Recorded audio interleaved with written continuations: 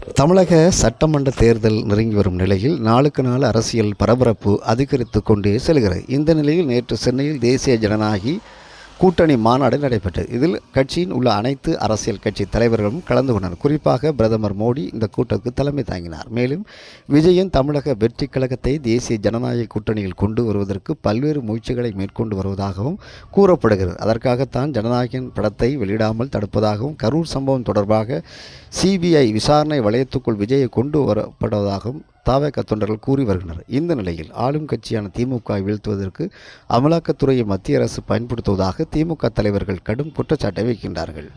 குறிப்பாக சொல்ல வேண்டுமென்றால் திமுக மூத்த அமைச்சர் KN நேரு 1020 கோடி ரூபாய் வரை ஊழல் செய்வதாக குற்றஞ்சாட்டி அவர் மீது வழக்கு பதிவு செய்யக்கோரி அமலாக்கத்துறை தமிழக தலைமை செயலாளர் மற்றும் DGPக்கு 3வது முறையாக கடிதம் அனுப்பியுள்ளது. பரபரப்பை ஏற்படுத்தியுள்ளது. KN நேரு மற்றும் மூத்த அமைச்சர்களை டார்கெட் செய்தார். 2026 சட்டமன்ற தேர்தலில் திமுகவின் அரசியல் செயல்பாடுகளை தடுக்கலாம் என்றும் தேர்தல் பணிகளை முடக்கலாம் என்றும் மத்திய அரசு கருதுவதாக தமிழக தேர்தல் வட்டாரங்கள் தெரிவிக்கின்றன. திமுக வட்டாரங்கள் தெரிவிக்கின்றன. 2026 சட்டமன்ற தேர்தலில் டெல்டா மண்டல பொறுப்பாளராக KN நேரு செயல்பட்டு வருகின்றார். இந்த நிலையில் அவரை அமலாக்கத்துறை சோதனையில் சிக்க வைத்தால் அந்த பகுதியில் NDA கூட்டணி எளிதாக வெற்றி பெறலாம் என்றும் இந்த வேலைகள் நடப்பதாக கூறப்படுகிறது. KN நேரு போன்ற மூத்த அமைச்சரை குறிவைத்து அமலாக்கத்துறை நடத்தும் சோதனைகள் அரசியல் பழிவாங்கும் நடவடிக்கையை தவிர வேறு ஒன்றுமில்லை என்று அரசியல் விமர்சகர்களும் திமுக நிர்வாகிகளும் கருத்து தெரிவிக்கின்றனர். கடந்த சில ஆண்டுகளாக அமலாக்கத்துறை வழக்கு பதிவு செய்தது அதிகம் செய்து வந்தாலும் அதில் தண்டனை பெற்றவர்கள் மிக குறைவாக உள்ளனர் என்ற குற்றச்சாட்டுகளும் முன்வைக்கப்பட்டு வருகின்றது. கடந்த காலங்களில் இதே போன்ற சோதனைகளில் அமைச்சர் KN நேரு வைக்கப்பட்டு இருந்தாலும் சட்ட ரீதியாக அவை நிரூபிக்க முடியாமல் சமீபத்தில் எடப்பாடி பழனிசாமி திமுக மீது ஊழல் குற்றச்சாட்டுகளை கவர்னருக்கு அனுப்பினார். ஆனால் அவற்றிற்காக ஆதாரங்களை இன்னும் வெளியிடவில்லை.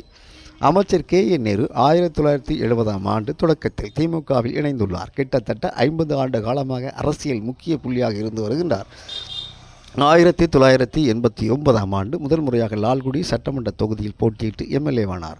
1989 ஆண்டு முதல் முறையாக அமைச்சரான KN நேரு கடந்த 2021ஆம் ஆண்டு முதல் நகராட்சி நிர்வாகம் மற்றும் குடிநீர் வழங்கல் துறை அமைச்சராக பணியாற்றி வருகின்றார். தமிழகத்துக்கு வருகை தந்த மோடியை முதல்வர் MK ஸ்டாலின் விமர்சனம் செய்துள்ளார். தனது X வலைத்தளத்தில் பிரதமர் சொல்லும் டபுள் என்ஜின் என்னும் டப்பா என்ஜின் தமிழ்நாட்டில் ஓடாது. மாண்புமிகு பிரதமர்களே, ஒன்றிய பாஜக அரசு ஏற்படுத்தி வரும் அத்தனை தடைகளையும் தகர்த்தனை தான் தமிழ்நாடு வரலாறு பேசும் வளர்ச்சி அடைந்திருக்கிறது. கொஞ்சம் யோசித்து பாருங்கள். நீங்கள் சொல்லும் டபுள் என்ஜின் மாநிலங்களான உத்தரப்பிரதேசம், மத்திய பிரதேசம், பீகாரை விட தமிழ்நாடு, கேரளா, தெலுங்கானா, கர்நாடகா, மேற்கு வங்கம் என உங்கள் டப்பா என்ஜின் நுழையாத மாநிலங்கள் தான் வளர்ச்சியில் கொடிகட்டி பறக்கிறது. தமிழுக்கும் தமிழ்நாட்டு மக்களுக்கும் பாஜக செய்யும் துரோகங்களை நீங்களே மறைத்தாலும் தமிழ்நாட்டு மக்கள் அதை ஒருபோதும் மறக்க மாட்டார்கள். டில்லியின் ஆணவத்துக்கு திமுக ஒருபோதும் தலை குனியாது என்று முதல்வர் கருத்து தெரிவித்திருக்கின்றார்.